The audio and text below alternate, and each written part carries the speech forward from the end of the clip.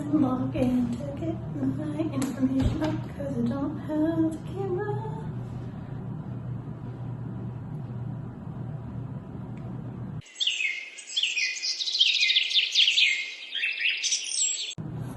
Hi, I just locked myself out of my Instagram, bought my way back in, and now here we are, and I'm going to answer your question.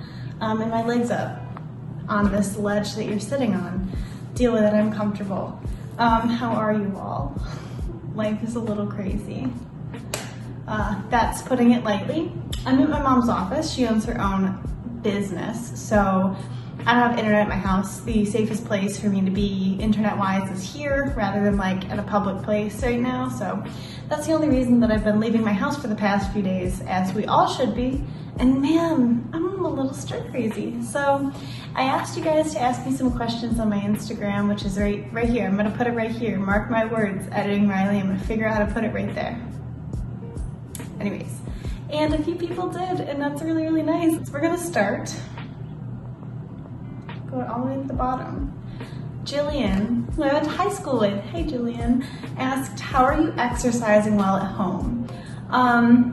So the first weekend I was home and the second weekend, gyms were still open, so my mom and I were going to Zumba and boxing. But now that since everything is closed, what I've been doing is, one, not forcing myself to exercise if I don't want to. But Pop Sugar Fitness puts a lot of really fun workouts on their YouTube channel, and I've been really enjoying those. And also I've gotten back into running just a little bit. So that's how, in general though, I think that if movement is something that makes you feel good, especially at a time like this when things are a little stressful, there are some awesome resources available to you on the internet. I'll link a few in the description, but Pop Sugar Fitness is good if that is triggering. And a lot of them mention like calories and like weight loss as an objective. If that is triggering for you, I'm also gonna tag a company called JOYN that is very weight inclusive, and they recently made a lot of their workouts free, so I'll do my best to tag that in the description of this too. Again, if movement is something that you feel like prioritizing during this time. If it's not, such is life. You will be just fine. It's not important. What's important is you staying inside and staying safe. Thank you. Meredith asks, your relationship is super cute. When did you guys meet and how long have you been dating? Thank you. I think the same. We met in late August of 2018 at community college. It was like a college fair, and I was at the science club table, and it was my first year of college. I was super nervous to present. Like, I wasn't presenting, but I was doing demos and stuff. And he came up a few times, and I was like, does he want to join my club or is he making fun of me? And then he gave me his number, and I was like, oh, you weren't making fun of me. And the rest is history. So I guess that's like 18 months now that we've been like officially dating, which is lovely. He's my favorite. Okay, anyways. But he lives in a neighboring town to me, and actually it's the town I grew up in too. So we have mutual friends that have known each other for our entire lives, and we grew up less than a mile from one another. So it's really funny that we didn't know of each other beforehand. Charlie asked a bunch. Thank you. What are your favorite books? Okay, Harry Potter. I love Harry Potter. It's a like guilty pleasure read for me. All of the Crazy Rich Asian books I really loved. They're light, but also like, they're perfect. It's like reading The Bachelor, which is fantastic. In terms of like nutrition books, I've read Intuitive Eating, The Fuck It Diet. I really want to read Anti-Diet by Christy Harrison. I like Shakespeare, Macbeth, Much Ado About Nothing, Taming of the Shrew. Those are a few of my favorites. The Great Mortality, if you like books about infectious disease, that's about the bubonic plague. Fascinating, really good book. I left it at school though, so I'm like close to finishing it, but I can't because it's there and I'm here. Tried and True, all of the Laura Ingalls Wilder books, so like Little House in the Great Big Woods, or is it Little House in the Big Woods? The Little House on the Prairie series is very good. I reread those. Little Women is one of my all-time favorites. I like Pollyanna. I like 20,000 Leagues Under the Sea, or any Jules Verne books, for real. They're really good. I love them. Miki Falls is one of my favorites. That is a manga series, but I've reread it like 10 or 15 times in my life and have no intention of stopping reading it. My phone stopped recording. It's very not cool, but those are a few of my favorite books of all time. When is my birthday? I was born December 21st, 1999. So I'm a Sagittarius, but I'm more of a Capricorn cusp. No one has ever told me, oh my God, no, you act just like a Sagittarius. Like, I just don't have that energy. I typically have more Capricorn traits, but what I do have is my rising sign is Cancer and my moon sign is Gemini, and I act much more like both of those. The duality between those is very, very real and persists in my life on a day-to-day. So I act more like those two than I do my sun sign.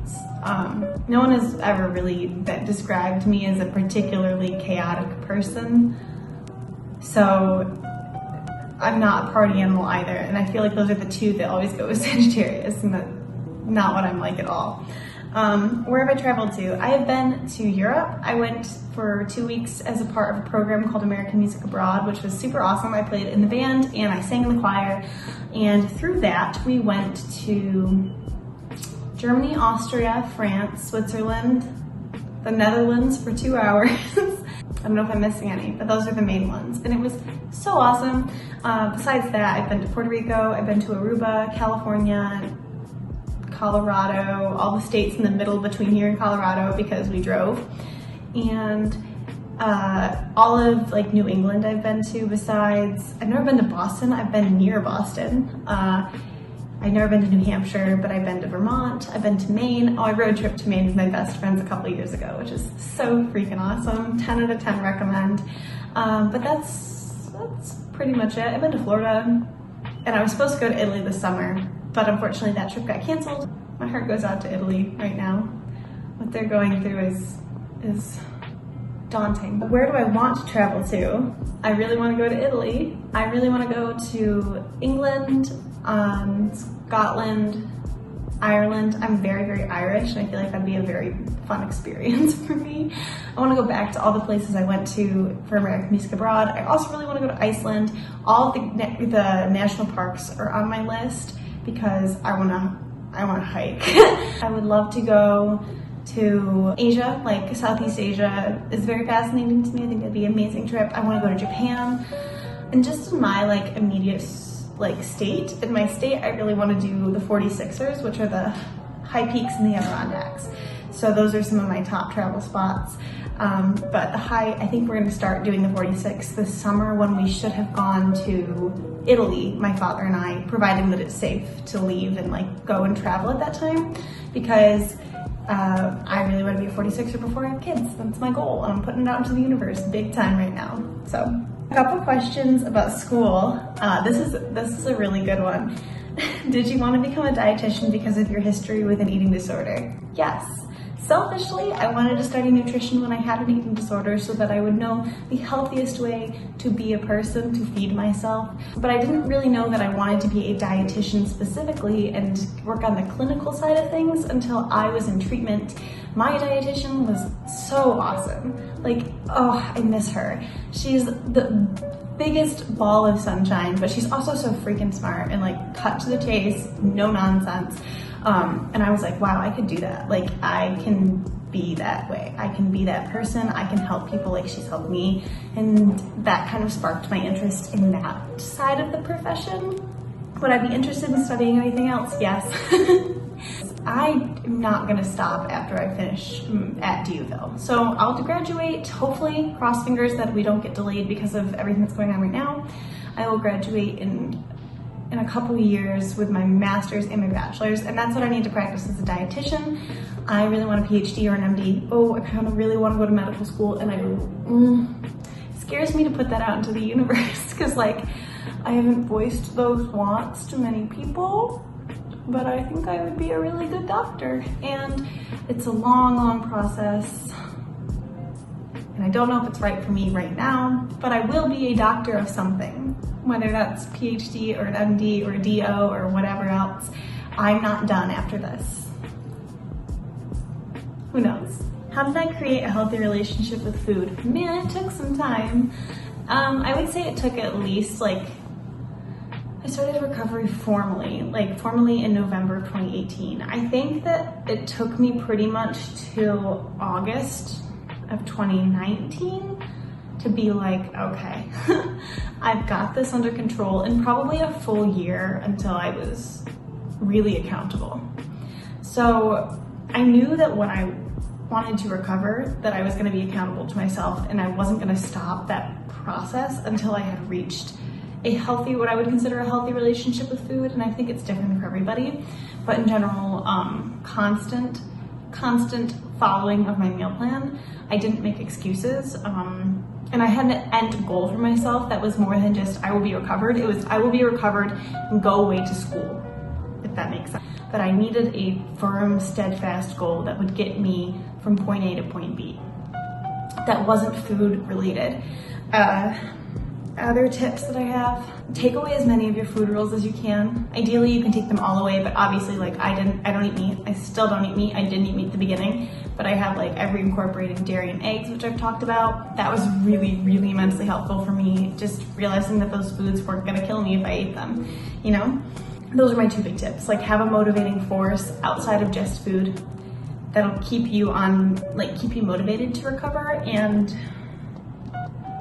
take away as many food rules as you possibly can. Am I religious? No, not formally. My family background is Christian. My dad was raised Christian, my mom was not, but my dad was raised Christian. That entire side of my family is Christian. I'm personally not, but that's not because I don't have a deep appreciation for every religion.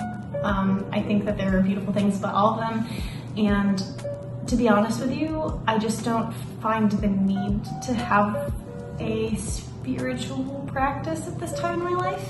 That could change. Absolutely. My best friend listened to the Rhett and Link podcast a couple weeks ago, and they described themselves as optimistically agnostic, and I really like that. So I guess that's what I am. I think everyone should be able to practice what they believe in, and that's my opinion about religion in general. Favorite and least favorite thing about eating vegan. When I was vegan completely, my favorite thing about it, and still my favorite thing about it, is just watching the change from when I went vegan to now. Oh my gosh, it's like the whole world realized that it was a thing. There are so many more vegan options, vegan baked goods, vegan cheese products, vegan milk options, vegan offerings at every restaurant you go to. The world has just expanded in huge ways, which I think is really awesome. So that's probably my favorite thing, is that so many people are more aware and accepting. Least favorite thing, probably the fact that it's inherently restrictive. That wasn't good for me, but a lot of people don't have a problem with that at all. And if that's not a problem for you, then that's not a problem for you. But that would be my least favorite thing. How to start to learn to embroider.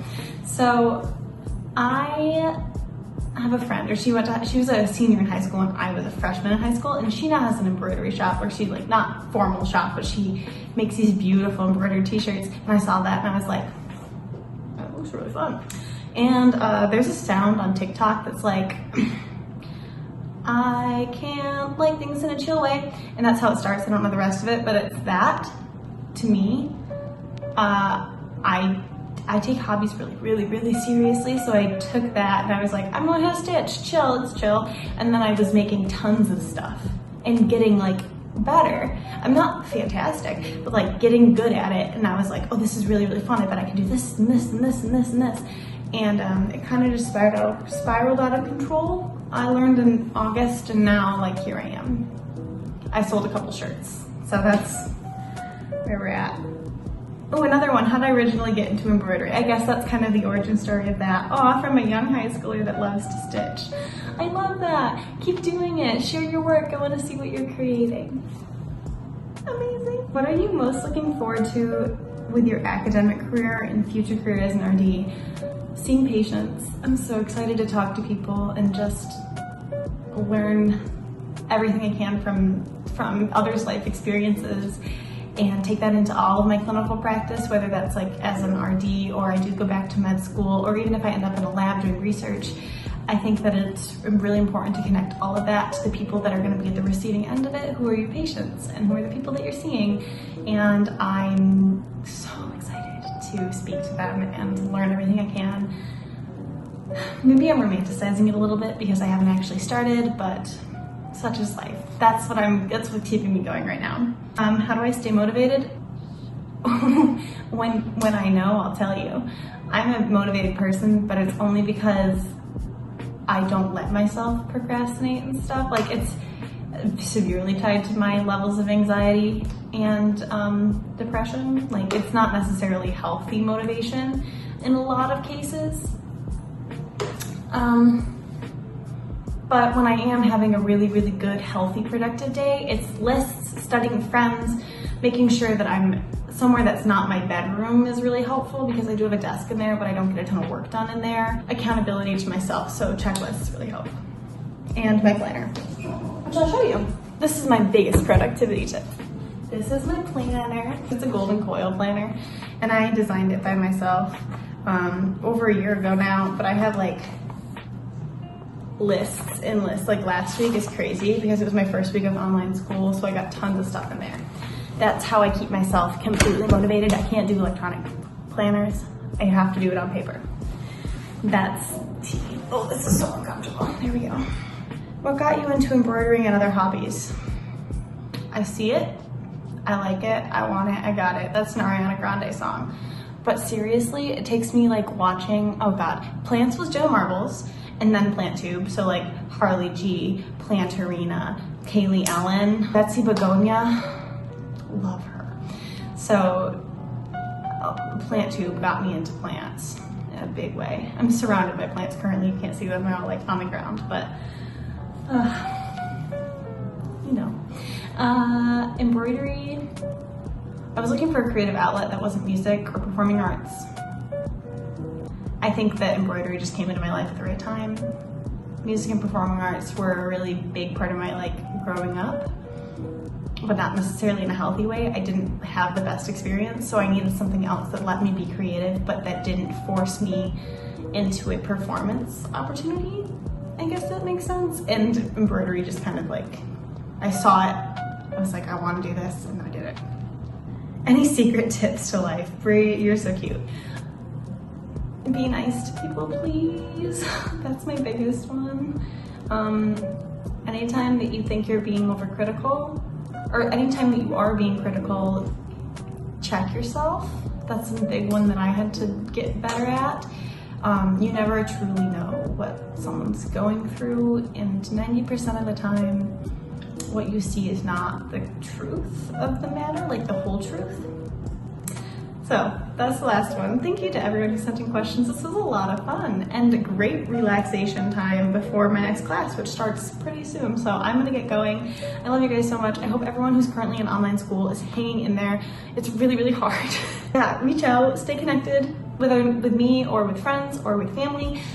Do your best to stay positive. This is a really trying time for a lot of us, but whatever you can do to make it more fun and survivable, please do it. I'm sending you all the love in the world. Thank you so much for tuning in. I love you guys. Goodbye.